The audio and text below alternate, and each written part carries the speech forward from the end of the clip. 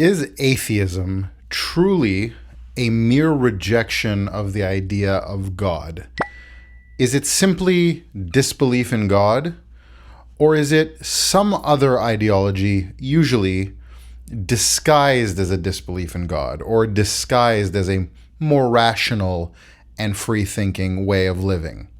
Now, today I want to challenge the notion that atheism is in fact as free-thinking as atheists would like you to believe that they are, and prove that in fact atheism never removes religion, it simply replaces it. Now, let's start with something really fundamental. It seems to be that human beings are hardwired to be religious creatures, okay?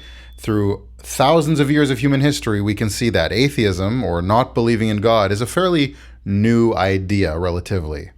Okay, so it seems that human beings are hardwired to believe in God. Now, you might say just because that's the way that it's been done, or that's the way that it's been thought of till now, doesn't mean that it's the right way for things to be or the right way for you to think about it. However, it does seem, and I'm going to get into this, that it is hardwired and that you cannot be truly irreligious, that you cannot be truly an atheist.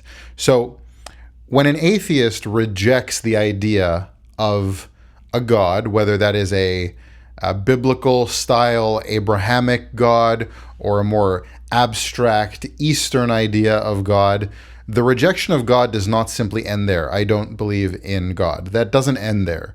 It is almost always replaced by some kind of other ideology. And you see this with religion being replaced with Marxism or communism. These are state worship religions. They have, excuse me, structures like a religious structure, and they do believe in an objective truth, depending on which ideology it is, that would take the place of God. So being an atheist in those senses does not seem to replace does not seem to reject God, it seems to replace God. So those people are religious, and you can see this with things like climate activism. They have dogma, doctrine, there are heresies, there are sins, you can be excommunicated. It functions like a religious system in every single way. Now, you might be thinking, well, I'm a rational atheist. I don't get into that kind of nonsense. I simply live in a rational way based in science.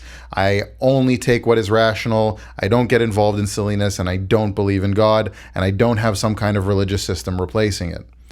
Well, the problem with claiming that is that, well, when we're talking about Western atheists or people who are atheists who live in the Western world, what a lot of those people, and you might be one of them, and I want you to think about this for a moment, what a lot of those people do is that they either fail to recognize or refuse to admit that their rationality and liberalism exists within the frameworks created in Western society of a Judeo-Christian worldview.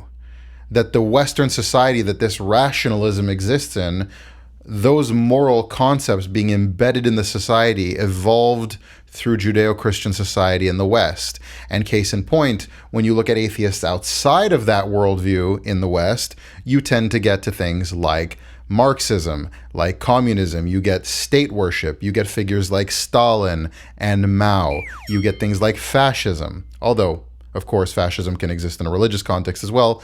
My point is that they are not different from each other in their structure and the way that they behave. They are religious systems, which is why sometimes they can overlap.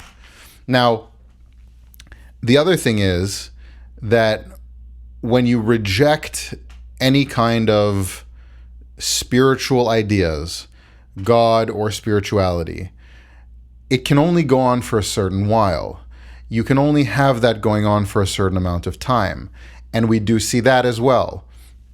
For example, characters like C.S. Lewis, who was a devout atheist, a rabid atheist in his own kind of way of discussing it. He eventually found his way back to religion. And then you have recently characters like Richard Dawkins. I'm a cultural Christian. The society of the West is built on Christianity. I would hate to see that be destroyed, because what he is realizing or starting to admit is that the moral frameworks adopted by rational atheists would not exist without Judeo-Christian values built and developed throughout Western society.